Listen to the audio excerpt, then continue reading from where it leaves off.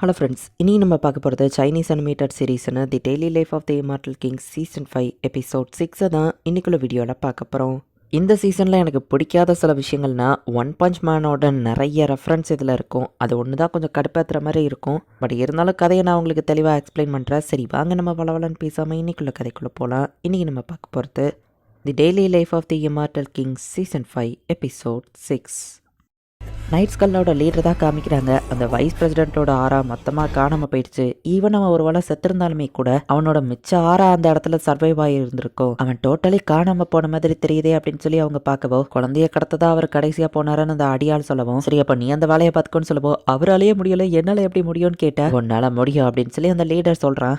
ஊருக்குள்ளே ஃபுல்லாக நிறைய நோட்டீஸை பரப்புறாங்க. பார்த்தா செலஸ்டியல் ரேங்கிங் டோர்னமெண்ட் அப்படிங்கிற ஒரு காம்படிஷன் நடக்குது. இதில் கலந்துக்கிறதுக்கு நிறைய ஸ்ட்ராங்கான பார்ட்டிசிபென்ட்ஸ்லாம் வந்திருக்காங்க. அதில் மொட்டை தலையாக ஒருத்தர் இருக்கான், மாங் ஜின்டங் அப்படிங்கிறது தான் அவனோட பேர். இந்த காம்படிஷனில் கண்டினியூஸாக 2 வருஷம் வின் பண்ணோம்னா ஆர்டல் வேர்ல்டோட டாப் கல்டிவேட்டர் கூட ஃபைட் பண்ணுறதுக்கான சான்ஸ் கிடைக்கும். அதை எதிர்பார்த்து தான் அவன் இங்கே வந்திருக்கான். ஜின்டங் தான் வின் பண்ண அவன் டாப் கல்டிவேட்டர் கூட ஃபைட் பண்ண தகுதியானவன் அப்படின்னு சொல்லி நம்ம ஹீரோ ஃப்ரெண்டு பேசுவோம். டெலிவரி ஆகும் போது இங்கே வந்து கத்திட்டு இருக்காதீங்கடா அப்படின்னு சொல்லி சன்றங் திட்டுற. பரவாயில்ல விடுமா, 4 வருஷத்துக்கு ஒரு தடவை தான் இந்த காம்படிஷன் நடக்குது. வயிற்றுக்குள்ள இருக்கிற வாங்குவான் கூட எக்ஸைட்டடா தெரியுதா அப்படின்னு சொல்லி அவங்க அம்மா சொல்றாங்க. நோவானோ வளர்ந்து காம்படிஷன்ல வின் பண்ணுவான்னு நினைக்கிறேன். வாங்குதான் எனர்ஜி வேல்யூ ஃபைலியே இருக்கு. பட் அவன் தங்கச்சி அப்படி இருக்க மாட்டான்னு இவங்க பேசிட்டு இருக்காங்க. நான் சொன்ன மாதிரியே இது ஒன் பஞ்ச் மேனோட ரெஃபரன்ஸ் அப்படிங்கிறதுனால ஆப்போனன்ட் எல்லாத்தையுமே வந்துட்டு ஜஸ்ட் ஒரே அட்டாக்ல அவன் காலி பண்ணிட்டு இருக்கான். அதனால ஃபைட்டர்ஸ் யூஸ் பண்ற அந்த ஸ்பிரிச்சுவல் எனர்ஜி எல்லாமே கலெக்ட் ஆகி கீழே இருக்கிற பிரிசனுக்கு வந்துட்டு பவரை கொடுக்குது. இந்த ஸ்பிரிச்சுவல் எனர்ஜி வந்துட்டு கைதிங்க தப்பிச்சு போகாம இருக்கிறதுக்கு டிஃபென்ஸ் இன்னும் அதிகப்படுத்தும். இந்த ஸ்பிரிட் டெம்பரரியும் இந்த இடத்துல தான் அடைச்சு வச்சிருக்காங்க. இந்த ஜென்டன் தான் அதிகமான ஸ்பிரிச்சுவல் எனர்ஜி யூஸ் பண்ணிட்டு இருக்கான். அந்த ஜெண்டங்க பத்தி நாங்க விசாரிச்சு பார்த்தோம். அவன் எங்க இருந்து வந்திருக்கானே எங்களால கண்டுபிடிக்க முடியல அப்படின்னு சொல்லி அந்த ஜெயிலர் பேசிட்டு இருக்காரு.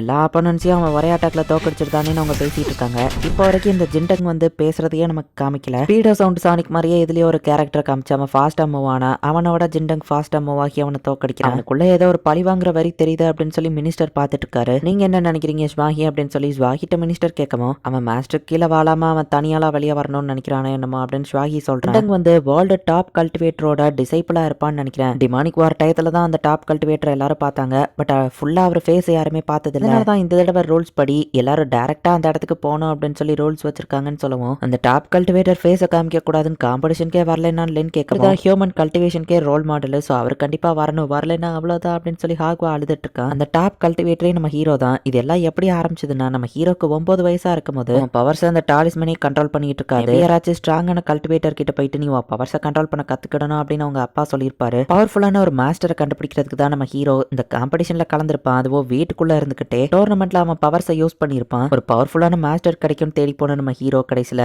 அந்த காம்படிஷன்ல வின் பண்ணி top cultivator of the mortal world ஆயிட்டான். லாஸ்ட் டைம் நம்ம ஹீரோ வீட்டுக்குள்ளே இருந்து ஜெயிச்சதுனால தான் இந்த தடவை எல்லா காம்படிட்டர்ஸும் நேர்ல வரணும் அப்படின்னு சொல்லி ரூல்ஸையே கொண்டு வந்திருக்காங்க. இந்த ஜெண்டங்க வந்து எல்லாரையுமே தோக்கடிச்சிட்டே வந்துட்டு இருக்கான். நான் தான் டான் செக்டரோட லீடர், நான் ஒன்னு தோக்கடிப்பேன் அப்படின்னு சொல்லி இப்போ அந்த ஜெயிலர் அந்த இடத்துக்கு வராரு. டாப் கல்டிவேட்டர் கூட தான் நான் ஃபைட் பண்ணணும், அதுதான் என்னோட கனவு அப்படின்னு ஜெண்டங் சொல்றான். உனக்கு கத்து கொடுத்தவர் கூடயே ஃபைட் பண்ண போறியா அப்படின்னு கேட்கவும், அவர் ஒன்றும் என்னோட மாஸ்டர் கிடையாது, அவர் யாருன்னு கூட எனக்கு தெரியாது, நானே தான் கஷ்டப்பட்டு தனியா ட்ரைனிங் எடுத்தேன், நான் எக்ஸசைஸ் பண்ணி ஸ்ட்ராங் ஆனேன்னு சொல்லுவோம். அதுக்குலாம் வாய்ப்பே இல்லை, கல்டிவேஷன் மெத்தட் தான் பெஸ்ட் அப்படின்னு சொல்லிட்டு இந்த ஜெயிலர் இவனை அட்டாக் பண்ண போனா அவனோட டிஃபென்ஸ் பேரியர் அவன் ஆக்டிவேட் பண்றான். இவன் டிஃபென்ஸ் கூட என்னால தோக்கடிக்க முடியல. அந்த ஜெயிலரும் ஃபுல் ஃபோர்ஸ்ல அட்டாக் பண்றாரு. பட் அவன் லைட்டா அட்டாக் பண்ணதுக்கே அவர் பறந்து போறாரு.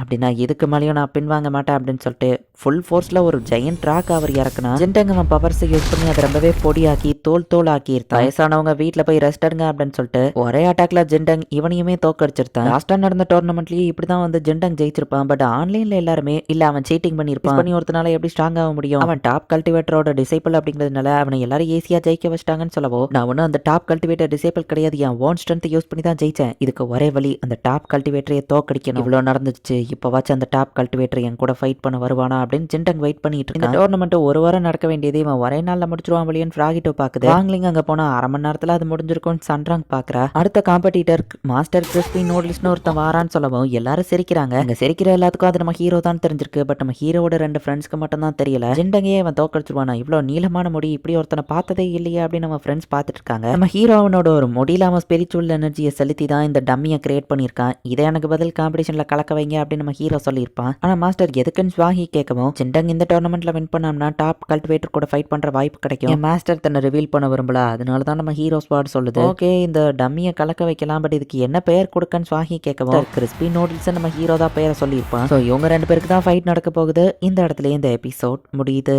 இப்போ அவன் கூட ஃபைட் பண்ண வந்திருக்கிறது நம்ம ஹீரோவோட ஒரு சாதாரண முடி தான். அந்த முடி கூட தான் அவன் ஃபைட் பண்ண போகிறான். நெக்ஸ்ட் எபிசோட் ரொம்பவே இன்ட்ரெஸ்டிங்காக போகும். ஸோ மிஸ் பண்ணாமல் பார்த்து என்ஜாய் பண்ணுங்கள். தேங்க்யூ ஃபார் வாட்சிங். Bye guys. நெக்ஸ்ட் எபிசோடில் மீட் பண்ணலாம்.